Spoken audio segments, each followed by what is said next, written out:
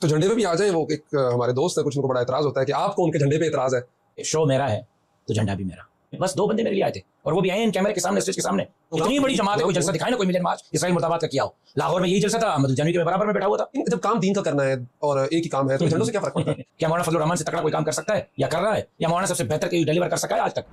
السلام علیکم ورحمۃ اللہ وبرکاتہ. ناظرین, میں ہوں محمد معاویہ, آپ دیکھ رہے ہیں ہمارے یوٹیوب چینل کاروان صحابہ میڈیا. ناظرین, راشد سمرو صاحب کی پوڈ کاسٹ آ چکی ہے. اس کے اندر انہوں نے جو باتیں کی, تعصب والی باتیں کی, میں اس کا ابھی پوسٹ مارٹم نہیں کر رہا بلکہ آپ تک وہ صرف کلپ پہنچا رہا ہوں. انشاءاللہ جب موقع ملا تو پھر اس پر تفصیلی گفتگو بھی کریں گے. آپ ان کی پوڈ کاسٹ سنیے. تو جھنڈے پہ بھی آ جائیں. وہ ایک ہمارے دوست ہے, کچھ ان کو بڑا اعتراض ہوتا ہے کہ آپ کو ان کے جھنڈے پہ اعتراض ہے. تو کیا وجہ ہے؟ آپ مجھے کسی کے جھنڈے پہ اعتراض نہیں ہے. مجھے اعتراض یہ ہے کہ شو میرا ہے تو جھنڈا بھی میرا. کیا فرق پڑتا ہے اگر ایک آدھا جھنڈا؟ میں اس پہ آتا ہوں. 2 جھنڈے تھے, 10 لاکھ لوگوں میں بس 2 بندے میرے لیے آئے تھے, اور وہ بھی عین کیمرے کے سامنے, اسٹیج کے سامنے, 6 کلومیٹر کے پنڈال میں. باقی کوئی جھنڈا کیوں نہیں تھا؟ کہیں سے کوئی ایک بس نکالی تھی تو مجھے کوئی ویڈیو دکھا دیں.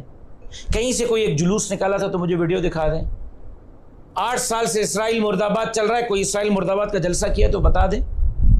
اتنی بڑی جماعت ہے, کوئی جلسہ دکھائے نا, کوئی ملین مارچ اسرائیل مرد آباد کا کیا ہو. لاہور میں یہی جلسہ تھا, احمد الجانوی کے برابر میں بیٹھا ہوا تھا. ہم دونوں ایک دوسرے کو گلے لگے, اور وہاں سب سے اونچا جھنڈا وہی تھا تو مشترکہ تھا, تو ہمیں کیا اعتراض تھا؟ اب کراچی میں جو دفاع پاکستان کا جلسہ ہوا انڈیا پاکستان کے جنگ کے بعد, تو میں اور مولانا اورنگزیب فاروق صاحب اکٹھے بیٹھے ہوئے تھے, ایک دوسرے کو بغلگیر بھی ہوئے, ایک دوسرے سے حال حوال بھی پوچھا, اور ان کا بھی جھنڈا لہرا رہا تھا, میرا بھی لہرا رہا تھا. جب پروگرام مشترکہ ہوگا تو مجھے کوئی اعتراض نہیں. پروگرام میرا ہے, خالصتاً جمیعت علماء اسلام کا ہے, پھر جھنڈا جمیعت علماء اسلام کا. پھر میں نے کیا کہا, وہ جملہ کیوں نہیں چلایا کہ آپ میرے سر کے تاج ہیں, آپ میرے آنکھوں کے نور ہیں, آپ میرے دل کی ٹھنڈک ہیں, لیکن مہربانی فرمائیں عذرائے کرم, میں درخواست کرتا ہوں کہ جھنڈا نیچے کریں. نہیں, یہ تو کاٹ دیا گیا تھا, میں نے بھی سنا تھا. لیکن جب کام دین کا کرنا ہے اور ایک ہی کام ہے تو جھنڈوں سے کیا فرق پڑتا ہے؟ تو آ جائے نا جمیعت علماء اسلام میں. کیا مولانا فضل الرحمان سے تکڑا کوئی کام کر سکتا ہے یا کر رہا ہے, یا مولانا سب سے بہتر کوئی ڈیلیور کر سکا ہے آج تک؟ پاکستان کے مذہبی جماعتوں میں, دیوبندیوں کی جماعتوں میں مولانا فضل الرحمان سے بہتر کوئی ڈیلیور کر سکا ہے؟ لا, ہم اس کے پیچھے چلیں گے. اگر لیڈرشپ میں مولانا فضل الرحمان نے ہر محاذ پر دین کے لیے, اسلام کے لیے, ختم نبوت کے لیے, اور یہاں تک کہ عالمی قوتوں کو للکارنے سے لے کر آپ کے عام آدمی کے حقوق کی جنگ کے لیے کوئی کسر نہیں چھوڑی ہے, تو پھر چھوٹی چھوٹی دکانیں بند کریں, پھر آئیں.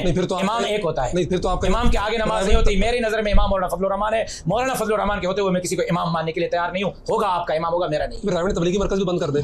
دیکھیں, وہ سیاسی جماعت نہیں ہے. یہ بھی سیاسی جماعت نہیں ہے. سیاسی جماعت ہے, الیکشن میں سے نہیں لیتے. رائے حق پارٹی ہے. الیکشن میں وہ کس کی ہے؟ کیا احمد الجانوی صاحب رائے حق پارٹی کی ٹکٹ پر الیکشن نہیں لڑتے؟ کیا اورنگزیب فاروقی صاحب رائے حق پارٹی کی ٹکٹ پر الیکشن نہیں لڑتے؟ خدا کو مانو یار. جب دارالعلوم بھائی, آپ کے لیے احترام تھا, آپ کے لیے احترام ہے, آپ کے لیے احترام رہے گا. آپ اپنا کام کریں. ہم نے کب آپ کے کام میں ٹانگ اڑائی ہے؟ ہم جب کام کرتے ہیں تو ہمارے کام میں ٹانگ مت اڑاؤ. ٹانگ بھی خود اڑاؤ گے, پھر رو گے بھی کہ ہم کہاں پھنس گئے. ٹانگ مت اڑاؤ, آپ اپنا کام کرو, ہمیں کیا اعتراض ہے؟ دارالعلوم دیوبند ایک تھا, پھر وقف بنا, اس سے پہلے ڈھابیل بن گیا تھا, تو علماء نے کہا تو بنا ہوا ہے. ہمیں مجھے بتائیں, میں نے کبھی سپاہ صحابہ کے, رائے حق پارٹی کے کسی بھی جلسے پہ کوئی اعتراض کیا ہے؟ آپ نے میری کوئی گفتگو سنی ہے؟ کبھی میں نے اس کے کسی جلسے پہ, ان کے کسی لیڈر پہ کوئی اعتراض کیا ہے؟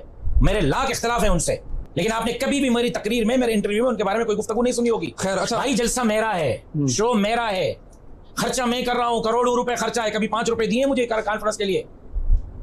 ہاں, آپ جلسہ مشترکہ ہو, خرچہ مشترکہ ہو, پلیٹ فارم مشترکہ ہو, پھر جھنڈے بھی مشترکہ ہوں گے. خرچہ میں کروں, محنت میں کروں, آپ 2 جھنڈے لائیں, صرف 2 جھنڈے, وہ بھی کیمرے کے سامنے, ٹھیک اسٹیج کے سامنے, اور میں کہوں آپ سر کے تاج, آپ آنکھوں کے نور, آپ دل کے ٹھنڈک نیچے کریں. پھر بھی آپ کہیں کہ راشد صاحب دین کے کام میں رخنہ ڈال رہے ہیں. بھائی, آپ سے بڑا دین کا کام میں کر رہا ہوں, آپ سے بڑا دین کا کام مولانا فضل الرحمان صاحب کر رہے ہیں. میں اس پر مطمئن ہوں اور خوش ہوں. اگر دین کے کام کو آپ کو اتنی فکر آ جائیں, سب سے بڑی جماعت اسلام ہے, مولانا صاحب کے پیچھے لگ جائیں. صحیح ہے, جھنڈے والا تو ہو گیا نا.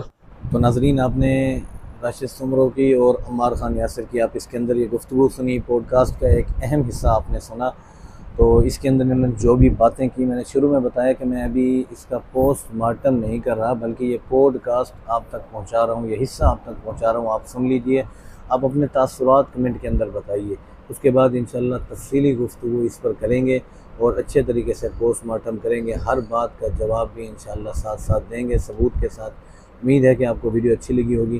ویڈیو اچھی لگی ہے تو لائک کیجئے, آگے شیئر کیجئے, چینل کو ضرور سبسکرائب کر لیجئے. ملتے ہیں اگلی ویڈیو میں. السلام علیکم ورحمۃ اللہ وبرکاتہ.